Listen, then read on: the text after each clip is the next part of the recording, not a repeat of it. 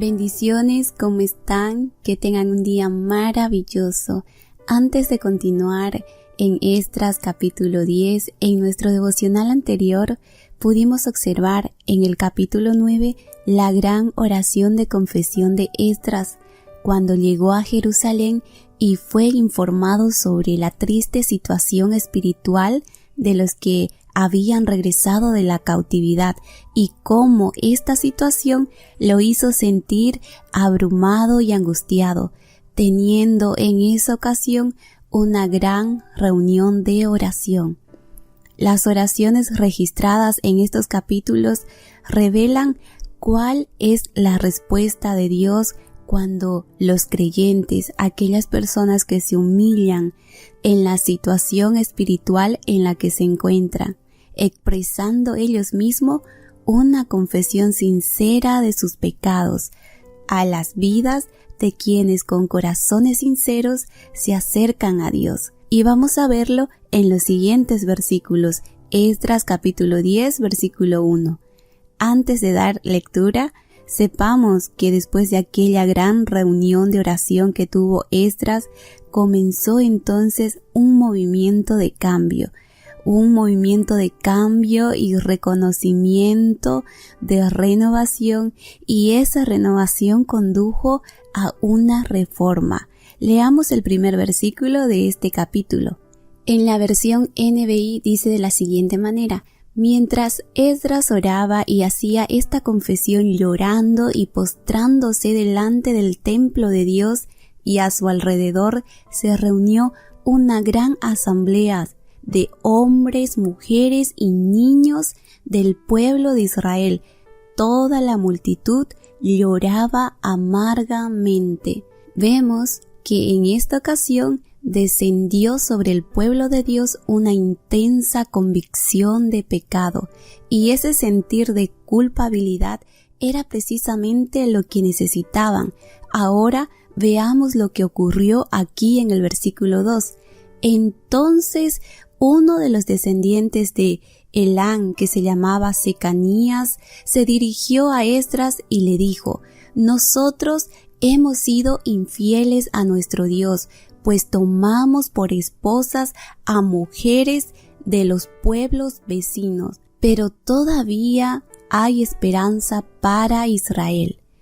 Este hombre que se menciona aquí, Secanías, se convirtió en el portavoz de este grupo de personas que reconocían su pecado y querían confesarlo.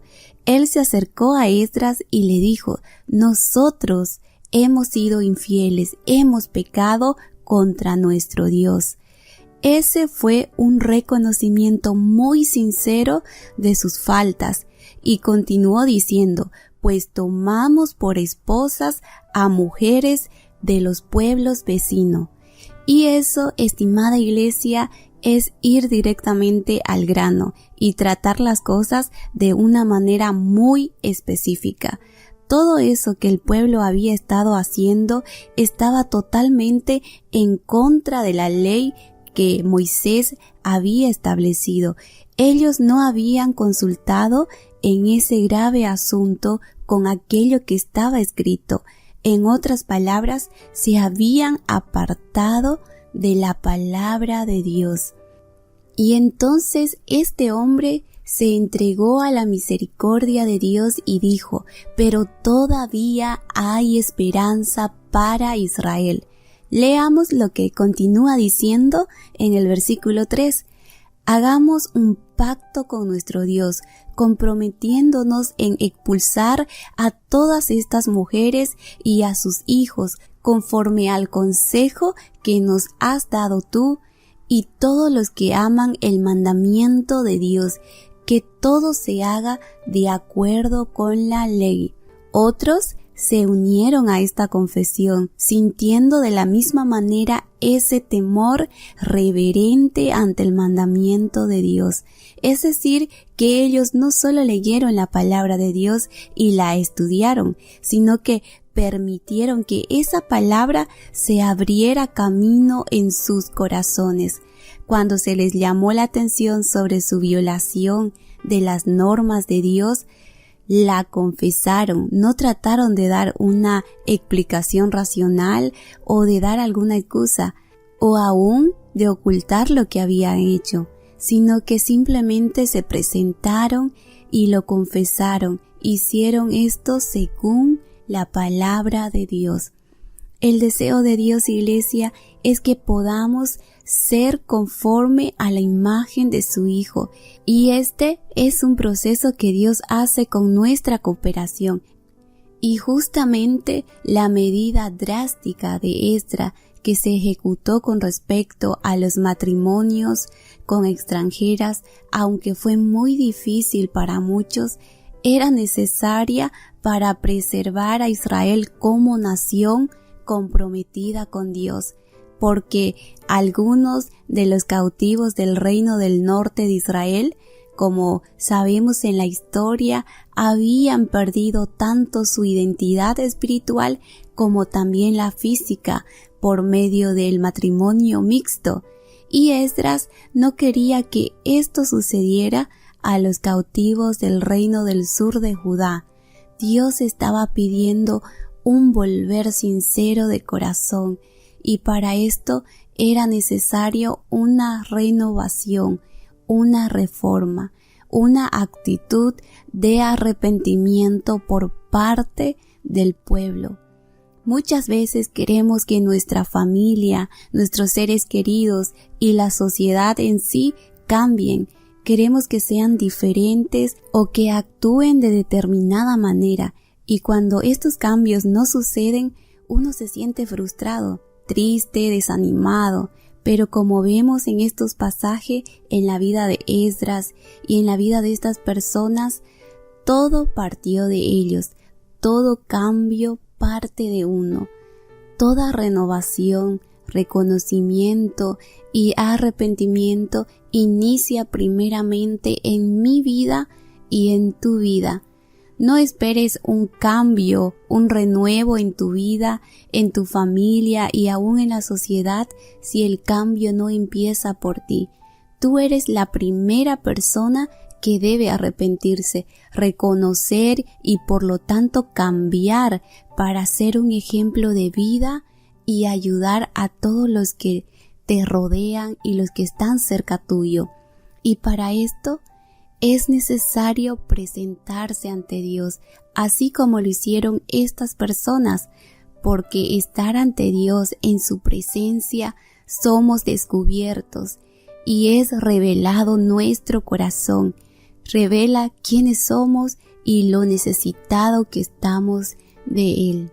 Versículo 4 al 5 dice: levántate, pues esta es tu responsabilidad, nosotros te apoyamos, cobra ánimo y pon manos a la obra. Al oír esto, Esdras se levantó e hizo que los jefes de los sacerdotes, los levitas y todo el pueblo de Israel se comprometieran bajo juramento a cumplir con lo que habían dicho, y ellos lo juraron. El quebrantar la ley de Dios fue un asunto muy grave para el pueblo.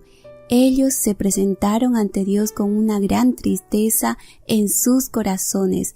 La experiencia por la cual cada uno de ellos pasó fue un quebrantamiento real de corazón. Pero la palabra de Dios había sido violada y la gente tenía que arrepentirse. Estimada iglesia, un cambio, una renovación, una reforma comienza primeramente cuando entendemos y creemos que es el poder transformador del Espíritu Santo que obra en nuestra vida y nos hace personas diferentes. Pero esta obra del Espíritu Santo se da siempre y cuando de nuestra parte se dé un cambio de actitud. Lo produce es la palabra. Esta transformación se da a la luz de la palabra. Recordemos que la palabra es como un espejo, por lo tanto debemos dejar que la luz de la palabra de Dios nos ilumine. Cuando nos acercamos a la palabra de Dios, ella trae una convicción de culpabilidad a nuestros propios corazones, al mostrarnos que hemos estado desobedeciendo y quebrantando aquello que Dios ha dejado. Y luego que hemos dejado que el Espíritu Santo nos haya examinado mediante su palabra, entonces nos presentamos ante Dios. Confesamos nuestra culpabilidad, nuestros pecados, y surge un arrepentimiento verdadero. Y vemos que no podemos cumplir ni llegar a alcanzar por nosotros mismos lo que Dios nos dice y desea de cada uno de nosotros. Esta iglesia nos lleva a lo más importante, la necesidad de una constante comunión con nuestro Dios, una constante búsqueda de Él, de su presencia, de su poder, una constante búsqueda de la llenura del Espíritu Santo, del vivir para Él y confiar que Él está haciendo su obra en tu vida. Para terminar, recordemos esto: Dios desea hacer un cambio, transformar aquello en lo que en este momento tú quieres que Él intervenga, pero antes de hacerlo, Él quiere iniciar contigo.